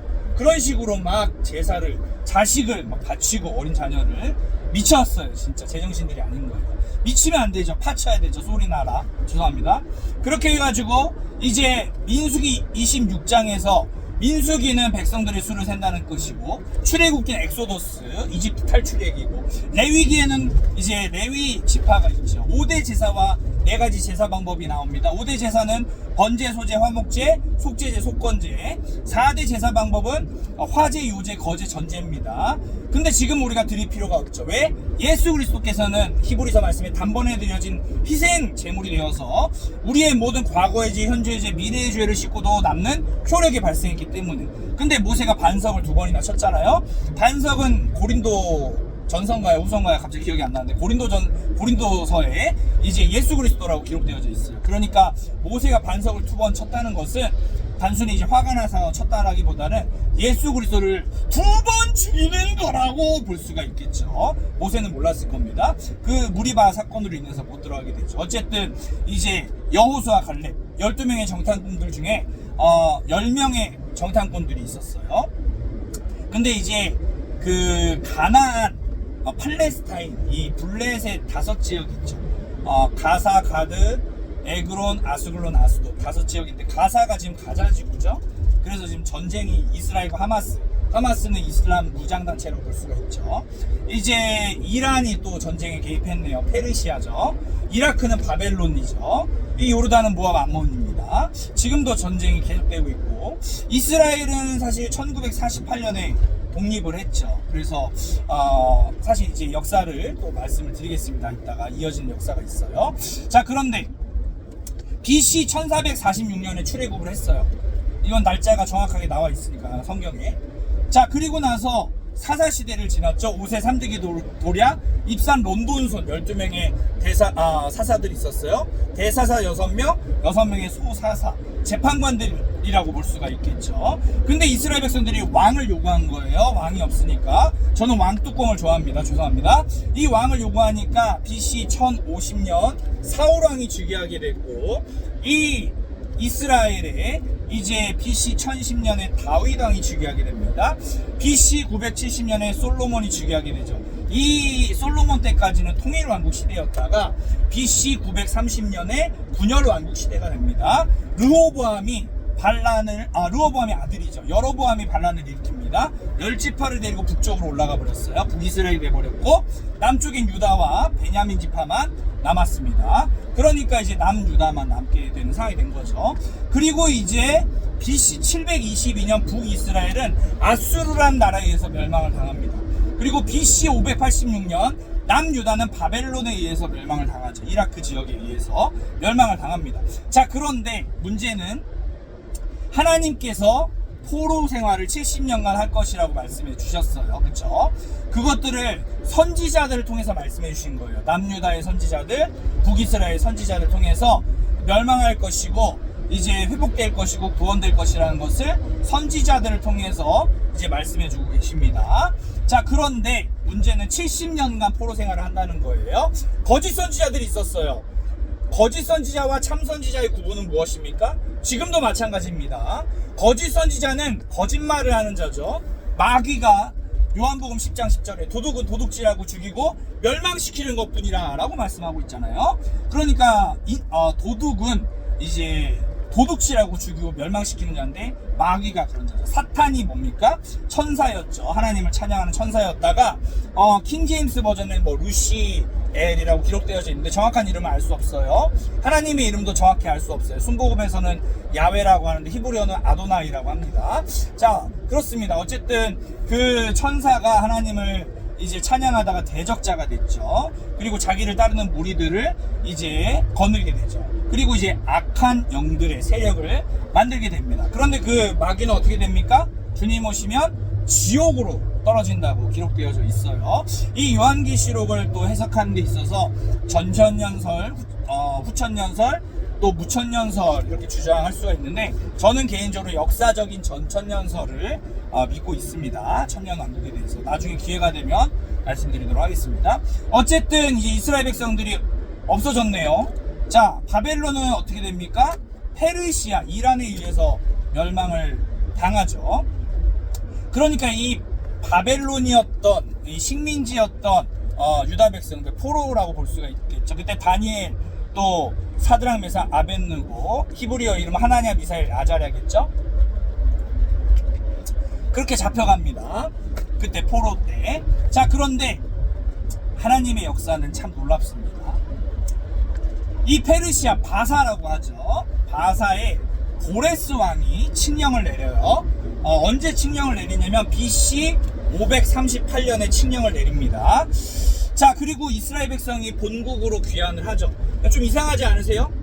분명히 BC 586년에 나라가 남유다가 바벨론에 의해서 멸망당했다고 하죠. 어떤 학자들은 587년으로 보는 학자들도 있고, 그런데 어쨌든 586년에 멸망당했다고 치면, 자, 538년 돌아가죠. 몇 년 지났어요? 48년밖에 안 지났잖아요. 하나님 말씀 틀린 겁니까? 70년이 안 됐잖아요. 저 수학을 잘못해 수포 잘해서 몇 년이지? 22년 맞죠? 22년 어디 갔어요? 여러분 궁금하지 않으세요? 그래서 주석책 다 찾아봤어요. 그랬더니 정답이 나왔어요. 자, 일단은 포로를 귀환하는데 1차 스룹바벨, 2차 에스라, 3차 느헤미야를 통해서 포로들을 귀환시킵니다. 이제 에스라는 학사였죠. 지금으로 따지면 이제 교수라고 볼 수가 있겠죠. 학자였고 목회자라고 볼 수가 있습니다. 에스라는 성전을 재건했어요. 스룹바벨은 본국으로 이제 귀환을 하는데 다 귀환시키지 못하고 일부만 이제 초반에 귀환을 시켰죠. 자, 근데 에스라라는 이름의 뜻은 이런 게 있어요. 여러분 성경 말씀을 읽기를 에스라, 기도하기를 에스라, 또 전도하기를 에스라죠. 이 에스라가 이제 성전을 재건합니다. 언제? BC 516년. 그리고 예배를 드려요. 제사를. 자, 그러니까 70년 딱 됐죠. 586에서 516 빼면 70년. 그때 무슨 일이 일어났냐? 예배를 드린 때, 제사를 드린 때, 그때가 바로 진정한 포로의 해방이라는 것이죠. 그러니까 예수 그리스도는 이미 430년간 포로로 잡혀있던 이스라엘 백성들이 해방한 정도가 아니라, 광야 40년에서 가나안 땅에 들어간 정도가 아니라, 신년과 같이 50년의 노예 해방 정도가 아니라, 70년의 포로 해방 정도가 아니라, 누가복음 4장 18절에 19절에 말씀과 같이 이미 이사야 선지자를 통해서 나사렛에서 배척당할 때 하신 말씀과 같이 예수 그리스도는 우리에게 영원한 해방과 자유를 주시는 분이라는 것을 구약 성경은 그렇게 말하고 있습니다. 신약의 사복음서는 예수 그리스도의 태어나심, 그리고 십자가의 죽으심, 부활하심, 승천하심, 다시 오실 것을 예언하고 있죠. 요한복음의 별명은 독수리 복음입니다. 예수 그리스도는 신이시다. 그래서 그것을 강조하고 있고요. 사도행전은 신약 성경의 유일한 역사서라고 볼 수 있죠. 자, 그런데 구약의 역사서와는 좀 다르죠. 왜냐하면 신약의 역사서는 성령의 역사라고 볼 수가 있습니다. 이제 예수 그리스도께서 떠나가시고 성령을 보내주시겠다고 약속을 해주셨어요. 성령을 받은 제자들의 기록이 성령행전, 사도행전입니다. 자, 그리고 나서 사도 바울이 13권의 서신을 기록했다라고 그렇게 많은 신학자들이 이야기를 하고 있고, 9권의 일반 서신서가 있고 1권의 예언서가 있죠. 요한계시록, 다니엘서나 요한계시록은 묵시록이라고 또 그렇게 이야기도 합니다. 자, 그래서 성경의 역사가 그렇게 흘러가는 것이죠. 그런데 여러분 생각해 보세요.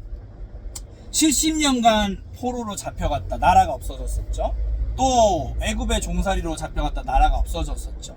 그런데 결국 이스라엘은 1948년에 독립을 합니다. 그리고 그 가장 존경하는 왕이 누굽니까? 다윗이죠. 다윗. BC 1010년에 즉위한 다윗.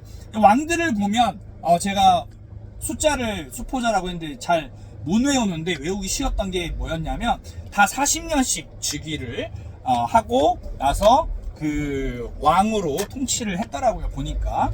그래서 외우기가 쉬웠죠. BC 1010년에 이제 사울, 1050년에 사울, 1010년에 다윗, 그리고 970년에 솔로몬, 930년에 르호보암 왕이 이제 분열 왕국 시대를 열어가죠.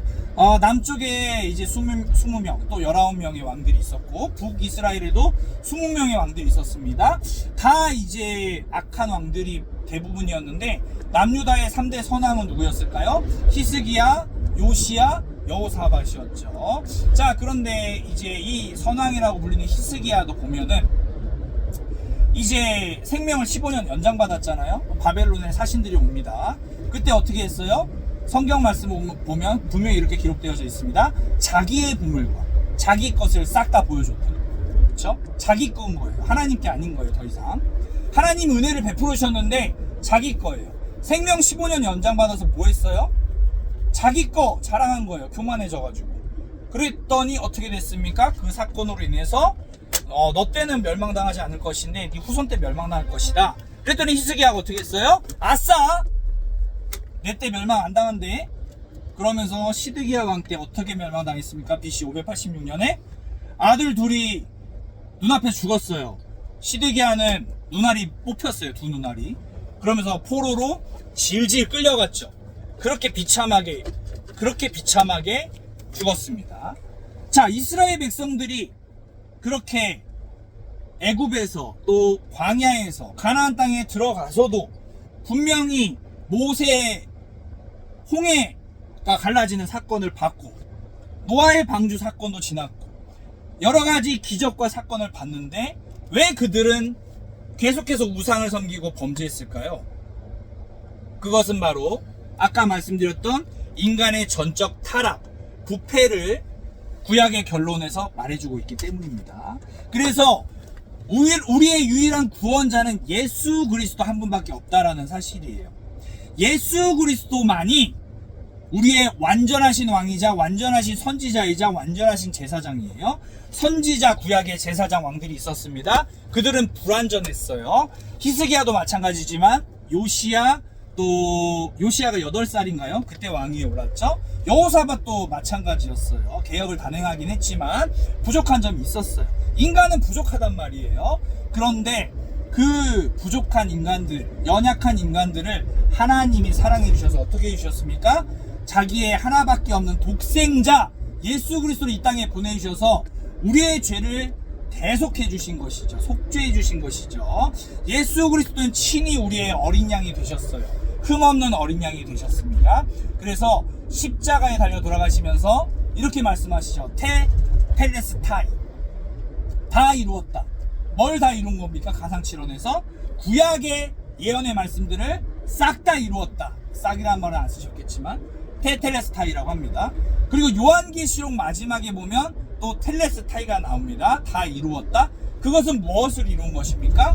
예수 그리스도께서 이 땅에 오시고 이제 우리는 하나님의 나라가 완성되어지는 것을 우리가 볼 수가 있겠죠. 자, 그런데 신천지는 또 이단 얘기를 하려면 나중에 또 시간이 될 때 시간을 따로 내서 얘기를 해야 되는데, 저 지금 1시간 10분 가까이 얘기하는데 아무것도 보지 않고 앞에 차만 보고 이야기하고 있습니다. 리프트 특장 화물차만 보고 이야기하고 있어요.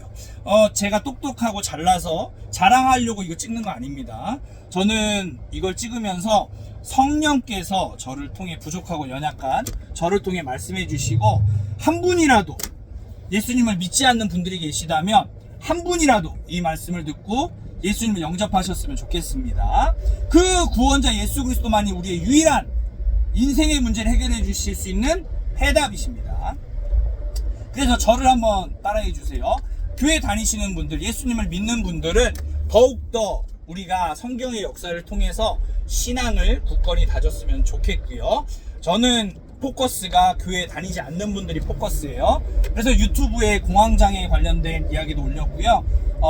일반 노래도 좀 올렸습니다. 일부러 보시라고. 그걸 통해서 보다 보면 이제 자연스럽게 이것도 볼 수도 있겠다는 생각이 들어서, 그래서 이제 강균성이라는 연예인이 있는데 제가 좋아합니다. 너무 재밌잖아요. 웃기잖아요. 사람들이 강균성을 보다가 찾다가 저는 실제로 간증도 들었는데 그 간증을 듣고 예수님 믿은 분들이 많았다고 합니다. 개인적으로 이제 정치적인 성향을 뛰어서 넘어서, 물론 이제 조금 안타깝지만 우리 장경동 목사님 같은 분들도 재밌잖아요. 저도 직접 들어봤는데 진짜 웃기세요. 근데 이제 안 믿는 분들이 장경동 목사님이 개그맨인 줄 알았대요. 그래서 진짜 재밌으세요.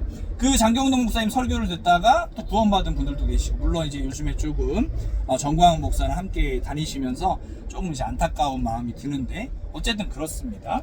자, 한국 교회가 70년 80년 부흥기를 맞이했습니다. 1907년 평양에 대부흥운동이 일어났죠.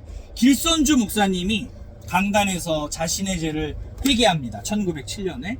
그러면서 평양에 모였던 수많은 사람들이 2주 동안 철야로 기도하면서 자신의 죄를 회개하고 고백하는 대부흥운동이 일어났습니다. 그리고 네비우스 선교 정책에 따라서 우리는 자립하고 자전하고 자치하는 선교를 대한민국은 해야 된다라고 이야기했습니다. 그래서 우리나라는 선교받던 나라, 구제받던 나라에서 이제 선교하는 나라가 됐습니다. 또 구제하는 나라가 됐어요. 자, 그런데 선교의 개념도 좀 바뀌어야 됩니다. 어떻게 바뀌어야 되냐면, 이제 우리가 물론 해외 각처에 우리 교회에서도 나가 계신 분들이 계세요. 시리아에도 계시고 일본, 또 중국, 미얀마 여러 군데에 계십니다. 제 친구는 우간다에 있습니다. 정말 저는 감히 그분들 따라갈 수 없어요. 저는 절대 보내는 선교사, 나가는 선교사는 될 수 없다고 생각합니다. 필리핀 아우리치를 2번 갔다 왔는데 제 공황장애가 있어서 찌푸니를 못 탔어요. 찌푸니를. 비행기를 그때는, 지금은 타죠. 비행기도 못 탔고 또 이제 버스도 못 탔던 그런 일들이 있어요. 저는 보내는 선교사로 기도하면서 후원하는 그런 선교사가 되기로 이제 하나님께서 그렇게 소명을 주신 것 같고요. 훌륭하십니다. 그리고 이제 또 한 가지 사역들이 있는데, 우리가 이제 이주민들을 대상으로 전도를 해야 돼요. 지금 우리나라에 240만 명이 들어왔거든요. 2030년이 되면 531만 명이 들어온다고 합니다. 이주민들이. 전체 국민의 10분의 1이 들어오죠. 그리고 국내 이주민 유학생들은 30만 명이 된다고 합니다. 제가 졸업한 칼빈 신학대학원은 이제 1850명의 외국인 유학생들이 있습니다. 저희 교회가 MOU를 맺었어요. 그래서 총장님이 이제 오셔서, 제가 1학년 때 지도 교수님이셨는데 우리 황건영 총장님이 오셔서 또 이제 저희 교회에서 설교도 하시고, 저희가 이제 MOU를 맺었기 때문에 그 국내에 있는 이주민 외국인 유학생들을 어떻게 선교하고 전도할 것인지 저희가 지금 연구하고 있습니다. 6개월째 연구하고 있고 기도하고 있습니다. 그리고 하나님 말씀하신 정의가 무엇입니까? 정의는 찌트케누죠. 쯔다카가 기본형이죠. 쯔다카. 찌트케누는 무엇입니까? 가난한 자를 돌보고 구제하고 과부를 돌보는 것이 정의 아닙니까? 한국 교회가 지금 어떻습니까? 그렇게 하고 있나요? 저희가 두날개를 하는 교회인데요. 귀빈 초청 축제 때 33분이 오셨습니다. 제가 4분을 모시고 왔는데 어떤 분들을 모시고 온 줄 아십니까? 자랑하는 게 아닙니다. 저는 하나님께서 하신 역사를 고백하고 간증할 뿐입니다. 잘난 체 한다고 생각하지 마세요.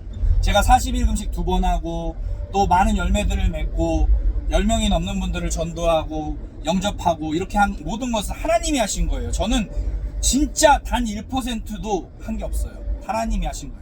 잘못한 게 있다면 제가 잘못한 거고 실수한 것이고, 제가 조금이라도 잘한 게 있다면 하나님이 다 하신 겁니다. 하나님은 하나님의 방법과 시간과 능력으로 역사하시고요, 하나님의 때 하나님의 방법으로 하나님의 능력으로 역사하시는 분이십니다. 인간의 시간과 하나님의 시간은 다릅니다. 인간은 과거 현재 미래로 살고 있죠. 그러나 하나님의 시간은, 예수 그리스도의 시간은 창세 전부터 영원까지, 처음부터 나중, 알파와 오메가 헬라어로, 그리고 시작과 끝이죠. 그러니까 시간의 개념이 다릅니다. 하나님은 천년이 하루 같으신 분이시고, 우리는 하루가 천년같이 느껴질 때도 있죠. 그래서 제가 천년의 사랑 불렀잖아요. 왜 부른 줄 아세요? 푸바오가 떠났어요, 중국으로. 푸바오를 그리면서.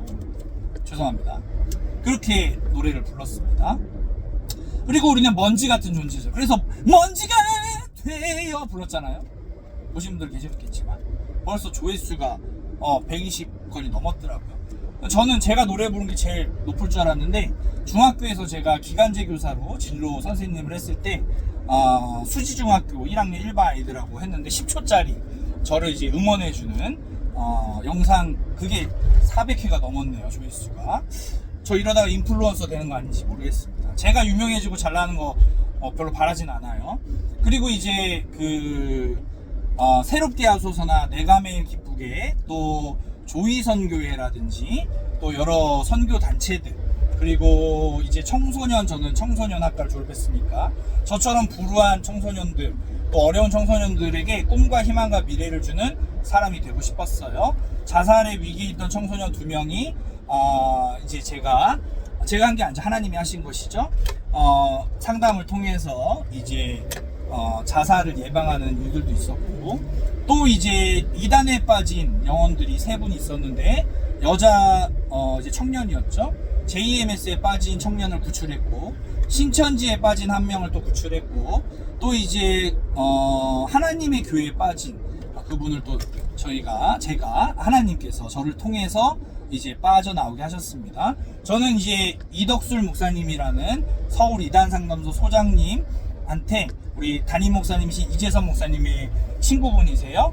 그분, 우리 황건영 총장님도 친구분이시고 동기시더라고요. 총신 동기신데, 그분한테 6개월 동안 이제 이단 상담사 과정을 배웠습니다. 제가 그때 사례비가 50만원, 전도사 때 50만원이었는데 또 등록금 전액을 교회에서 지원해 주셔서 감사하게 또 졸업할 수 있었고요. 대학교도 하나님의 은혜 가운데 졸업할 수 있었습니다. 우리는 은혜가 아니면 1분 1초도 살아갈 수 없는 것 같아요.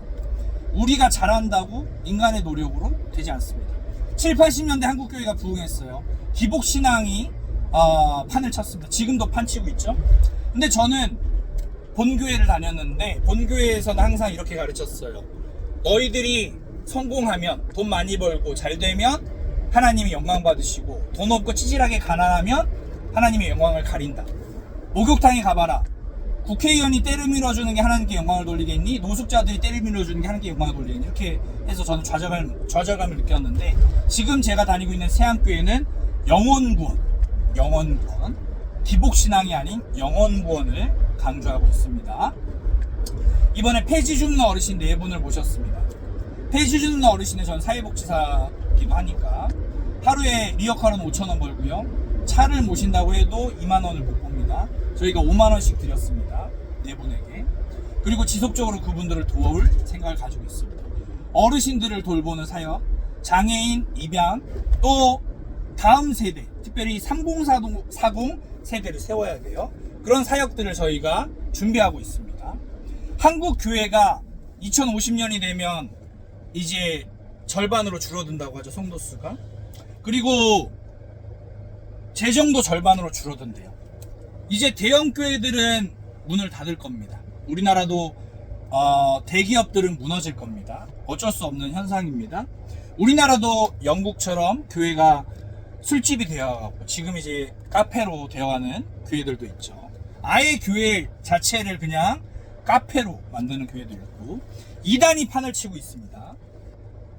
이단에 대해서 나중에 또 기회가 되면 말씀을 드리겠습니다. 지금 거의 다 왔기 때문에 이제 마무리를 해야 될 것 같은데요. 이제 이런 시대 때 우리는 건강한 교회만이 살아남습니다. 이단들이 가장 무서워하는 교회가 어떤 교회인 줄 아세요? 건강한 교회. 교회는 건물이 아니죠. 예배당이 교회가 아닙니다. 예배당이 교회가 아니라 교회는 예수 그리스도를 믿는 믿음의 공동체가 교회인 겁니다. 에클레시아. 북한에 20만 지하교회 성도들이 있습니다. 북한의 세계 기독교 박해 지수가 몇 년째 1위예요. 그 20만 성도들은 교회가 없습니다. 건물이 없는 거죠. 근데 그들은 교회입니다. 카타콤 초대교회 때 많은 이들이 순교를 당했죠. 암열과 토굴에 숨어 유리했죠. 저는 암열과 토굴을 봤습니다. 절벽에 있어요. 한 번 들어가면 못 나오는 곳입니다. 실제로 카타콤 지하에 숨어서 예배를 드렸습니다. 어떤 할머니 북한 권사님이 이불을 뒤집어 쓰고 눈물로 기도하는 기도의 장면을 봤습니다. 그들은 기도하다가 걸리면, 찬송하다가 걸리면, 찬양하다가 걸리면, 말씀, 성경책이 집에 있다 걸리면 사형당합니다. 여러분 지금 어떻습니까? 성경책이 집에 쌓여있죠? 먼지 풀풀 나죠? 저도 마찬가지입니다. 말씀 보시나요? 기도하시나요? 전도하고 계시나요? 썬데이 크리스천 아닌가요? 우리의 삶이 예배가 돼야 되는데 삶이 예배인가요? 삶은 계란인가요? 여러분, 저도 그렇게 못 살아요. 그래서 어떤 학생이 저한테 물어보는 거예요. 목사님, 저는 일주일 동안 맨날 야동 보고요, 약겜도 있더라고요. 약겜하고요, 친구들 때렸고 욕하고 침 뱉고 돈 뺏고 그렇게 왔습니다. 근데 제가 예배드릴 자격이 있을까요? 물어보는 거예요. 제가 그랬습니다. 일단은 그 친구들한테 가서 사과를 해라. 그리고 회개를 해라. 회개는 반성이 아닙니다. 돌이키는 것이죠. 잘못했다고 정식으로 사과를 해라. 진짜 사과했습니다. 그리고 내가 너보다 더 심하게 죄를 지었어. 내가 지은 죄를 너한테 말하면 너 교회 안 다닐걸? 여기 있는 교인들 절반이 다 떠날걸? 성도님들? 근데 우리가 교회 와서 예배드릴 수 있는 이유는 뭔 줄 아니? 바로 히브리서 4장 16절 말씀이기 때문이야. 우리는 하나님의 때를 따라 돕는 은혜를 따라 은혜의 보좌 앞에 담대히 나오는 거야. 우리가 예수 그리스도의 보혈의 공을 의지하기 때문에 주님의 보좌 앞에 담대히 나아갈 담력을 얻은 것이야. 그러니까 우리 힘으로, 우리 자격으로, 노력으로 되지 않는다는 거죠. 철로 역정을 보십시오. 존 버년이 쓴. 율법으로 구원을 받습니까? 율법 폐기론을 주장하는 것이 아닙니다. 예수님께서는 율법을 완성하셨습니다. 그리고 루터는 1517년 비텐베르크 성당에 95개조 반박문을 썼습니다. 왜? 은혜로 구원받은 것을 알았기 때문에. 칼빈은 5대 교리를 이야기했습니다. 전적 타락, 그리고 무조건적 선택, 죄안적 속죄, 불가항력적인 은혜, 성도의 견인에 대해서 이야기했습니다.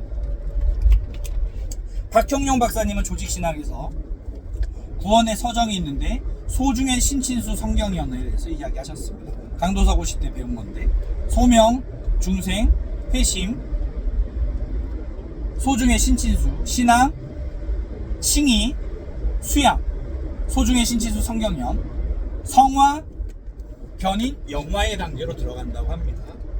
우리는 이 땅에서 살아가면서 인간이기 때문에 고통과 고난과 슬픔과 아픔이 있죠. 당연한 겁니다. 그리고 가만히 놔두면 물이 썩듯이 고여버리죠. 인간은 그렇습니다. 전적으로 타락하고 부패한 자입니다. 사도 바울은 그렇게 훌륭하신 분이 자기는 죄인 중에 괴수래요. 그리고 약함을 자랑한대요. 우리 기독교가 왜 개독교라고 안티크리스천들이라고 욕을 먹습니까? 왜 세상에 빛과 소금이 안 된 겁니까?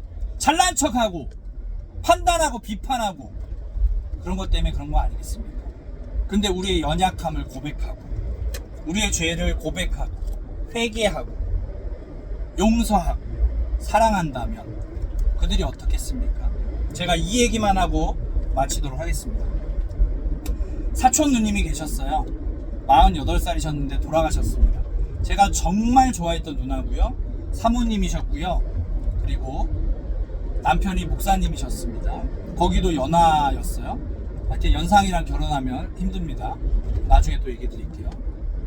근데 이 누나가, 혜주 누나가 그래서 이제 그 나이 또래 교회 집사님들을 보면 사촌 누님 생각이 좀 많이 나는 것 같아요. 저는 이 누나가 심장이 태어나면서부터 선천적으로 기형이었어요.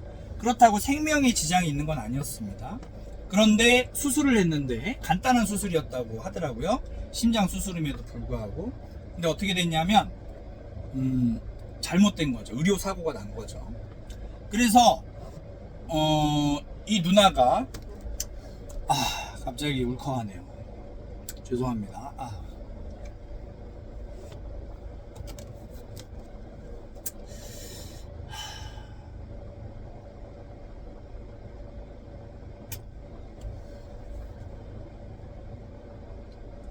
이 누나가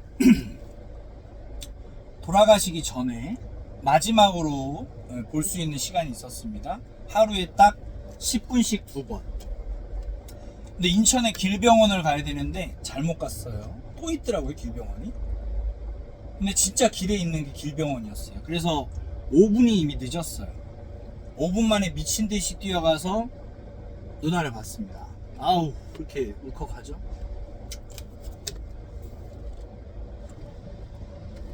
온몸에 호수를 꽂고 있었고 간신히 말을 합니다. 그리고 손가락으로 적었습니다. 이모들은 교회를 안 다녀요. 그리고 이야기합니다. 야! 네가 믿는 예수 뭐냐? 너 교회 다녀서 이렇게 되려고 교회 다녔냐? 남들은 교회 다녀서 BMW 타고 벤츠 끌고 부자 됐는데 너 이게 뭐냐? 너 이러려고 예수 믿었냐? 그랬더니 혜주 누나가 이모들한테 이렇게 이야기합니다.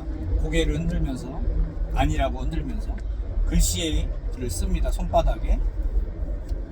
이모, 예수 믿어.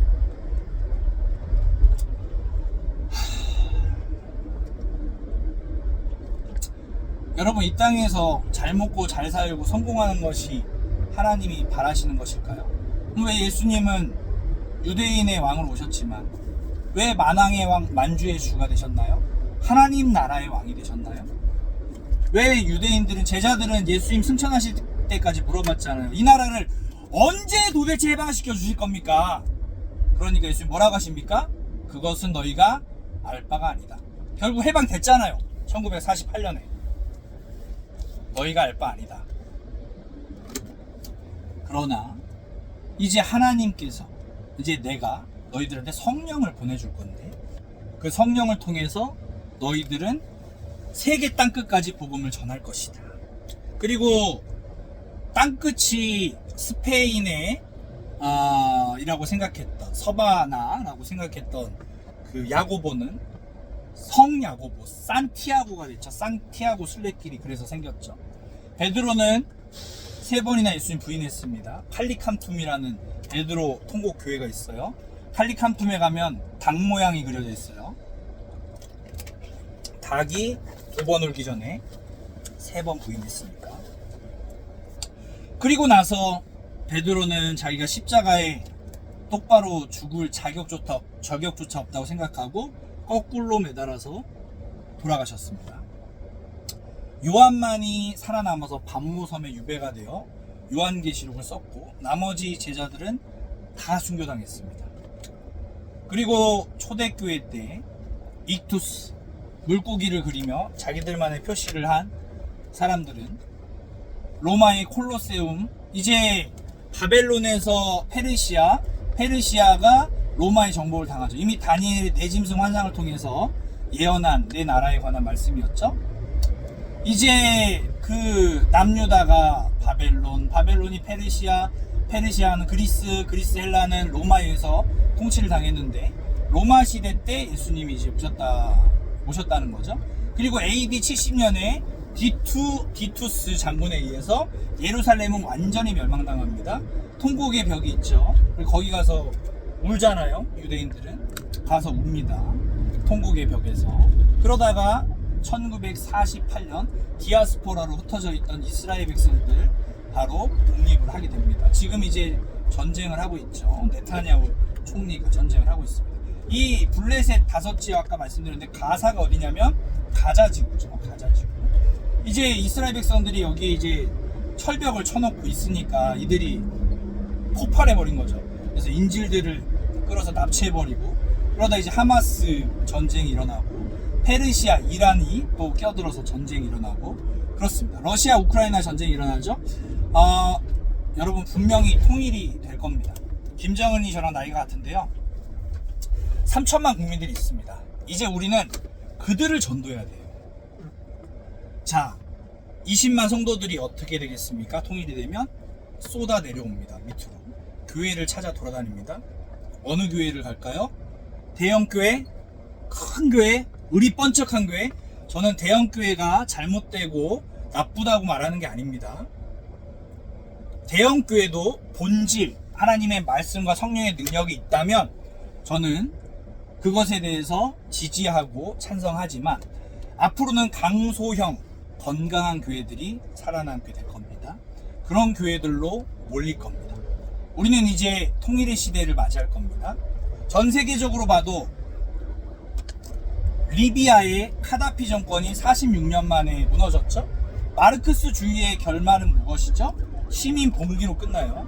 리비아도 시민 봉기로 끝났죠. 지금 북한의 MZ세대들, 저 같은 사람들이 반란을 지금 모의하고 있다는 소식을 들었습니다. 분열되고 있습니다. 여러분, 김일성, 김정일, 김정은까지 3대 세습이 이루어졌는데 전 세계적으로 3대 이상 독재가 혹은 공산주의가 세습화된 나라가 없습니다. 자, 그래서 이제 김정은 시대 때 무너질 거예요. 그리고 10살짜리 딸 주희한테 북한 정권이 넘어가겠습니까? 가만히 있겠습니까? 밑에 있는 사람들이 바보입니까? 아무리 공산주의라도. 누구죠? 김여정한테 넘어가겠습니까? 여자한테 주겠습니까? 북한 사회에서. 여자를 무시하는 얘기 아닙니다. 정통, 혈통에 라고 본다고 해서 김여정한테 넘어가겠냐고요, 지금 북한이.